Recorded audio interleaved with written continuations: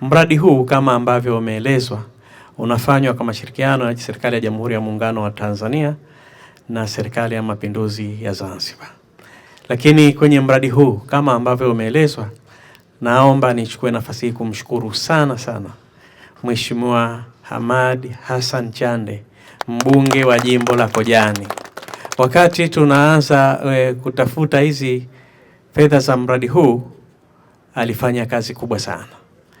Jana wakati tunakuja huku, alinitafuta kwa simu akaniomba radhi kwamba hataweza kuja kutokana na hali ya bunge inavyoendelea, lakini akataka nimpelekee salamu zake kwamba anaungana nasi katika jambo hili.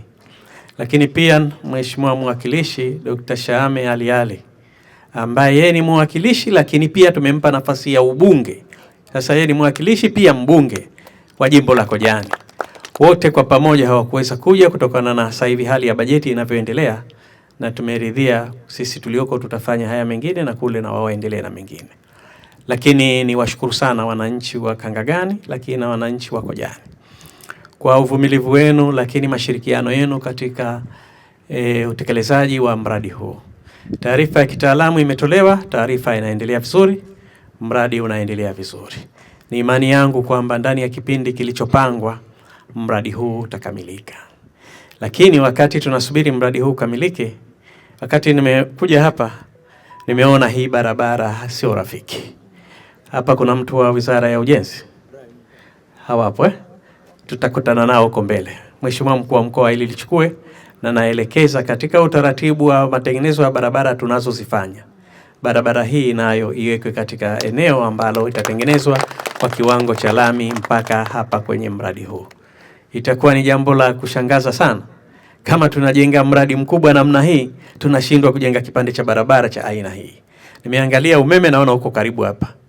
Nadhani hautakuwa na shida. Na huduma nyingine ambazo hazijafika, tutajitahidi huduma zote zifike hapa na hichi chuo kiweze kutumika vizuri.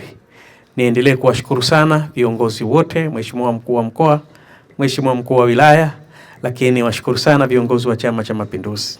Huu ni sehemu ya utekelezaji wa ilani ya Chama cha Mapinduzi ya mwaka 2025-2030. Ukiangalia kwenye ilani yetu imezungumzia namna ya kuwaendeleza vijana katika mafunzo ya amali. Hii ndio kazi wenyewe tunayoizungumza. Kwa hiyo wana Kangagani na wana Kojani na wana Kaskazini, tuelewe kwamba kazi ya Chama cha Mapinduzi inaendelea kufanywa katika siku zetu zote hizi za utekelezaji, na naamini tukifika 2030 penye uhai tutakuwa tumekamilisha na zaidi ambayo itakuwa imeshafanyika. Niwashukuru tena kwa mara nyingine tena, na washukuru wazee wetu wote wa maeneo haya ambao wameshiriki katika upatikanaji wa eneo hili na hatimaye ujenzi unaendelea vizuri. Leo tunaona huku ni mbali wazee wangu, lakini kesho kila mtu atakuja kutafuta huku. Hapa patakuwa katikati baadaye. Kila pahala patajengwa. Ndio dunia inavyokwenda. Asiyeamini tumuombe Mwenyezi Mungu atupe umri mrefu, tutakuja kuona.